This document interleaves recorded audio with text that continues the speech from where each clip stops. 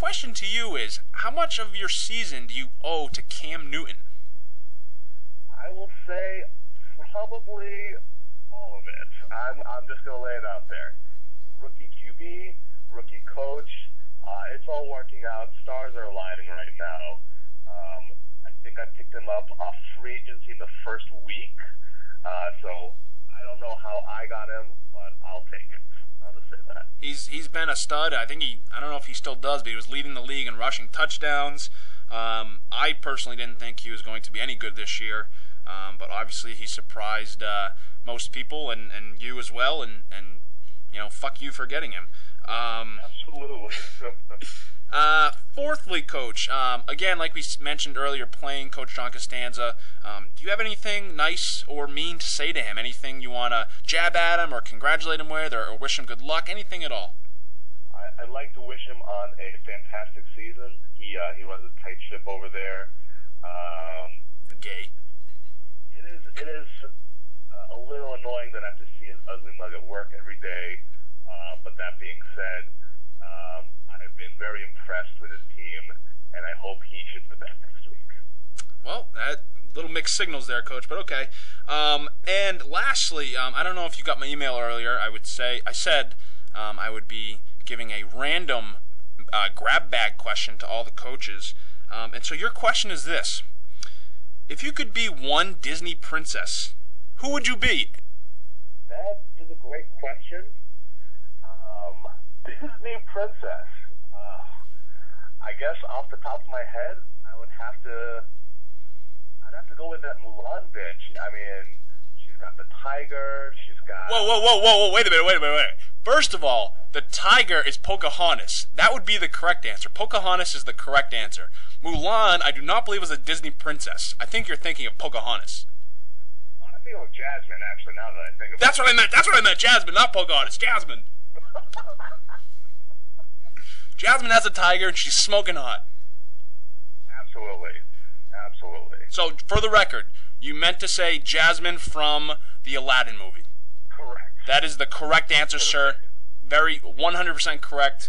That's all I have for you, Coach. I appreciate your time, and good luck to you in the playoffs in your matchup against the Amber Alerts. Coach, I appreciate it. Thanks for having me. You got it.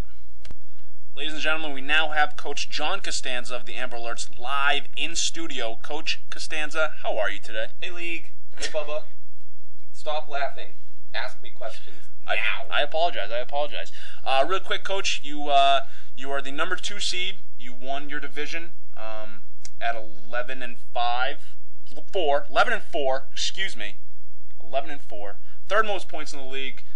You have a great team. How do you feel overall, just right now? How do you feel? I feel great. I feel wonderful. I feel great. I feel wonderful. Good. My first question, Coach, is there have been some rumblings in the league that if Gronk has kind of a subpar game, that your team is just. Who's been saying that? Pretty good. That was me. Just me. That was my own. I didn't actually say it. I just thought it. Okay. But how do you feel about that? Do you think that if Gronk gets 30 yards and no touchdowns, do you think he can really compete? I think I can put up triple digits. I know I can because I did that this last week against the Hunters. Granted, I lost, but Gronkowski was not a factor in that last Patriots game versus the Broncos.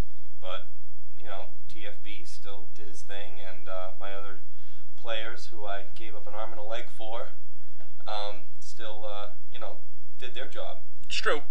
You're right. I still think I have a pretty solid team even without Gronkowski. Even if the Brady Gronkowski connection doesn't happen in the playoffs or whatever, I still think I have a good chance. It'll certainly help if it does, though. Oh, of course. If it does, I think I'm a shoo-in. And I think we all like that Gronk spike, the kaboom. Yeah. I know I get a boner. What? Anyway, where was it?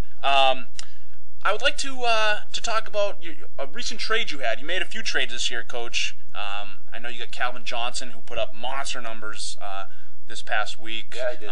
Frank Gore, LeGarrette Blount. Blount. You traded for Mendenhall about 5, maybe 6 weeks ago. Yeah. And the first week you had him, he was on a bye. Right. And then you played him. Yeah. and then you benched him, Yep. and then you played him, Yep. and then you benched him. Yep. I think, you would think that trading, I don't remember exactly what you traded him for. You would think he'd be a fixture in your lineup.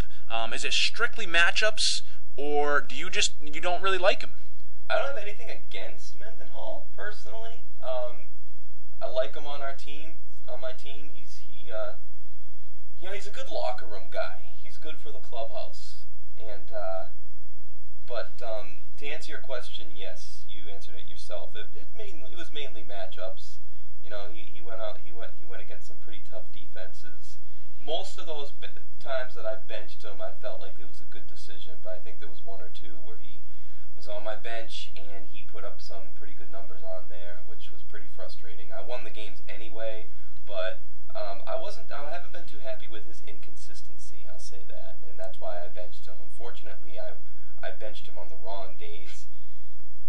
That is fantasy.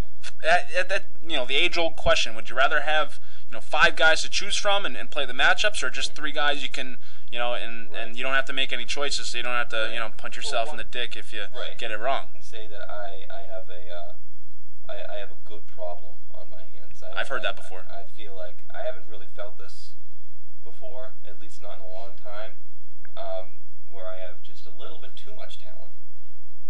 Yeah, I bet you haven't heard that often yourself. What do you mean? What?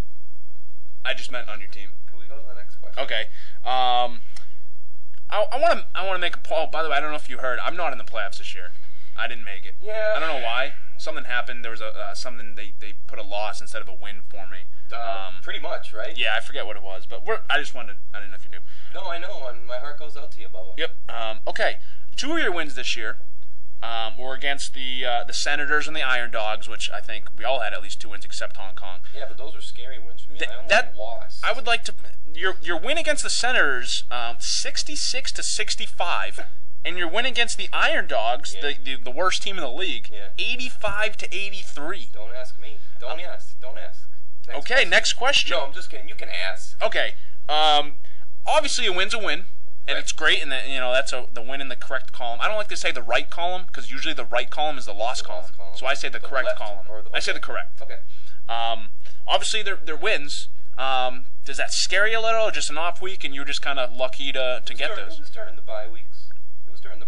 Mm-hmm. I was lucky that I happened to have bye weeks against those disgusting, shitty teams. It's true. That's all I can say, really. Fair enough. Thirdly, Coach, obviously Tom Brady and Gronkowski, 2 huge weapons on your team. Sure. You traded for Calvin Johnson. Excuse me. Who would you nominate, give the trophy to, for kind of the behind-the-scenes MVP? A guy that you don't really, obviously Brady, best player on your team. Who's the guy that really won it for you, but no one really knows? You're talking like the 12th player award. Yeah, I guess you could say the 12th player. Man, that's a really good question. Yeah, you could definitely give it to Vic Cruz. We call him the weapon. The weapon, okay. He's definitely been my 12th player for sure. If Beanie Wells stayed healthy, he started off with just having an amazing season. And he's still toughing it through, so I would give him honorable mensch. But yeah, Victor Cruz would definitely be that guy. Good question, Bob. Thank you. He's quietly having a fantastic season. I know Elite Manning loves throwing to him. I have Hakeem Nicks, so every time he throws the Cruz, I curse loudly. I don't have to curse because he throws it to Victor Cruz all the time. Exactly. I don't question it. Yeah. It just happens. Okay, anyway. Do you have anything to say? You're playing Coach Jae-Young Kim, rookie coach of the Yellow Peril. We just spoke to him on the phone. You did? How's he doing? You know what? He had nothing but nice things to say about you. Such a classy guy. Reciprocate your feelings to him? Sure. I just want to counter with, I don't even know what he said, like word for word, but I just want to counter with whatever he said. I just want to thank him, Jae-Young. I'd like to thank you for every moment of the day.